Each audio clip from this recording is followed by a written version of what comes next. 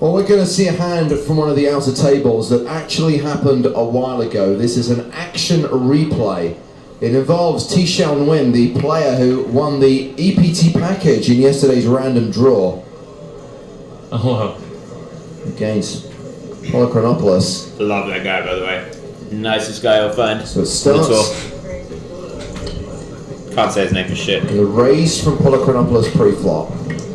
So it's been 3-bet big blinds. By Win on the button. She calls button, so she opened button. He 3-bets big blind. She calls. So King, Queen, 9, 2 spade flop. Action goes check, check. Turn card. It's the Queen of Hearts pairing the board. The snap checks are addictive. And after Polochronopoulos checks, we're in bet.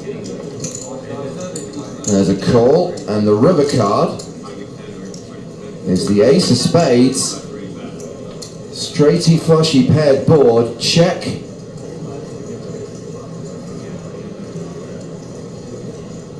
Bet.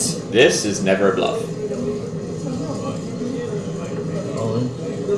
This is also never a bluff. There's stacks of blue there. He's got her covered. Maybe it is. Clearly a big decision. There's a reason I chose this hand. I like the intense camera angles, the zooming in, changing. Dramatic zoom.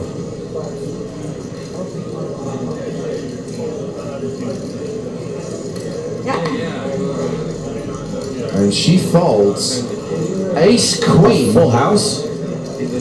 What? But that's the top of your range. Polochronopoulos shows aces. That's a full house. One inspired fold. Crazy. Serious. Crazy talk. So what's going on? What is happening?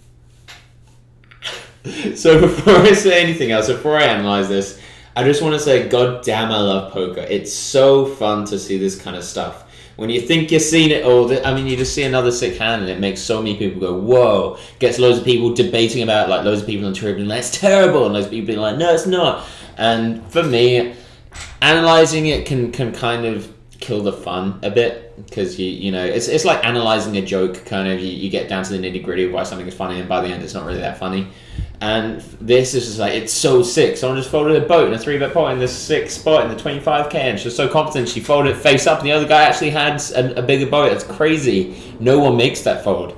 And I just, you know, if you're out there and you're grinding poker, please take these moments and just find that inner 2NL player in you when you first started playing poker. When you watch those kind of hands, you're like, oh, that's so sick. That's so sick. And never lose that spark of passion that you have for poker, because it's in all of you, and that's why you're poker players, or that's why you play poker on the side, because we love the game. And this is one of the things that we should just take a moment to remind us how awesome that is. I know that sounds like a self-help book, but my gosh, it's just so fun.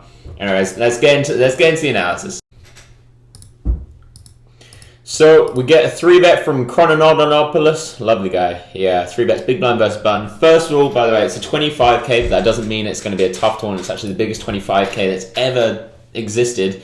Kudos for Stars. They got over 1,000 people, which is insanity. It's going to be a very, very weak field in comparison to other 25ks. Probably, I don't know, like nearer like a 2k tournament, kind of that level. There are going to be so many weaker professionals that are taking shots just because it's meant to be one of those weaker tournaments. Quite a lot of recreational players as well, so don't think too much into how big the button is. And she calls the button. She's going to have pretty wide range. He, on the other hand, is going to have pretty tight range. People don't tend to 3-bet out the big blind too often. The reason for that is, let's say they have a hand that they might choose to 3-bet, like say 10-7 suited.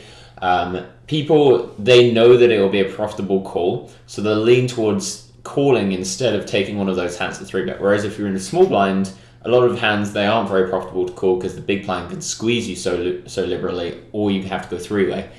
So people tend to 3-bet a lot more out the small blinds, and barely at all 3-bet bluffing out the big blind. Until you get to like the very, very, very good players. But that's just a general tendency you'll find. So we get 2 snap checks on King, Queen, 9, 2 spades, and then Queen on the turn from Chrononodonopoulos. And let's just range that quicker. So the snap check, I think, is really indicative of someone that hasn't got air, especially when he snap checks twice. If he has something just like 6-7 of diamonds or whatever, he's going to at least consider bluffing at some point because, you know, his hand isn't any good. So when he snap checks, that's really indicative of someone that's not folding to a bet. It's indicative of someone that has showdown value because he hasn't put any thought into it. And this is where you can definitely read into timing tells.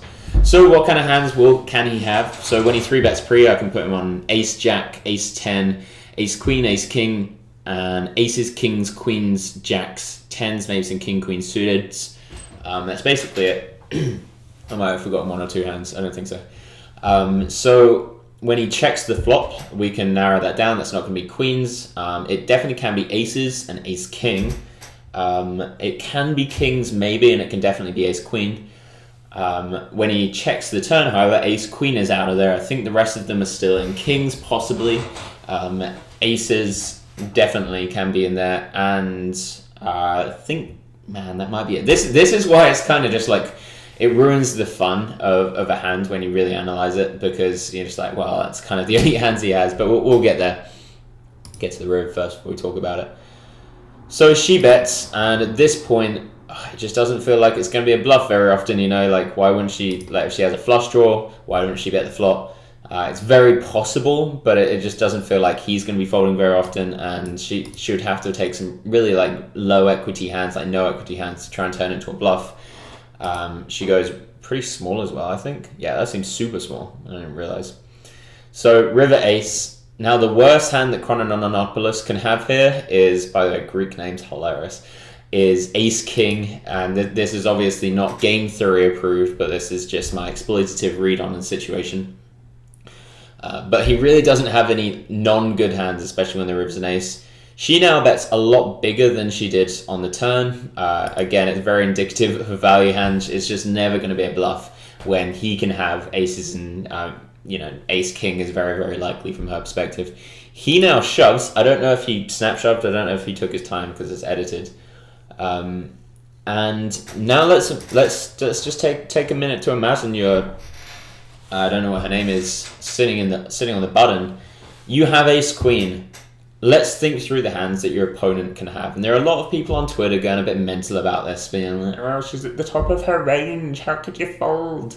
And there are definitely a lot of game theory oriented, very good players that are going to be thinking the same thing. Like, oh, if you fold this, then you're very exploitable. It's like, this situation ain't ever going to come up ever again. If you're her versus him and this specific board and this specific, poker doesn't work like that. Unless you're playing cash games where you're playing the same people for like online, like 4 tabling all day, every day, and then eventually the same spots start coming up and you can group different kind of spots together and okay, they fold this too much in this specific situation. You get like tens of thousands of hands against them. Then you can start making those kind of exploitative adjustments. But one hand, get the fuck out of here. Nobody's convincing me that someone's going to exploit me after seeing me fold one hand. Like, I'll remember what they saw as well, as much as they'll remember it. So anyway, let's think about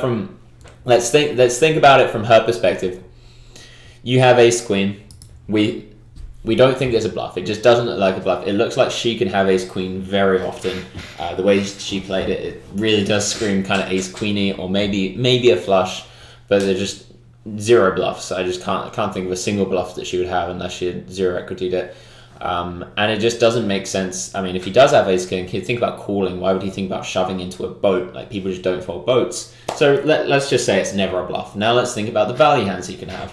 He can have ace queen. Maybe, but he didn't bet the turn and he did snap check the turn. So it's like ace queen is pretty much out of there. He can maybe have kings, although kings will probably bet the flop. So let's say there's 3 combinations of kings, but they bet the flop. I don't know, like let's say at least 80% of the time. So now you have only a fifth of 3 combinations of what are they called?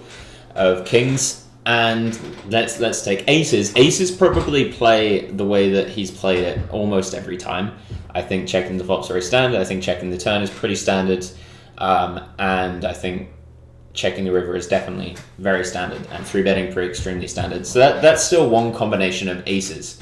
So let's say less than one combination of kings. Once we say that he doesn't play kings very often, but still a whole combination of aces, that isn't much that you lose to. And this is what people say, like, oh, how can you fold if you only lose to like one or two combinations? Well, the thing is, if there are 0 combinations of bluffs, or like 0.1 combinations of bluffs, if you can kind of maybe find a way that he's going to play ace king like that, but so unlikely, and then you have like 1 or 2 combinations of value hands, that is a huge ratio from value to bluff, and I think it's an incredible fold. I think she was very confident in her read. I think she had very good reason. I think the fact that she showed it to the camera, I mean, folding a boat on TV is like, it can be a very embarrassing thing if you just get shown like a flush or something. But she was confident. Look at that. A couple of people are calling this an angle because she didn't say fold. She said yep, but it's definitely not an angle. When you throw your hand in the middle like that, it's definitely a fold. And yeah, I just had to comment on this because it's such a sick thing, such a sick hand, and quite a few like GTO-ish kind of, you know, not super great professionals were commenting, being like, oh, it's really bad fold, you can't be results oriented. It's like, no, it's not. It's sick. Don't take the fun out of the game. And yeah, I hope you guys had as much fun watching it as I did.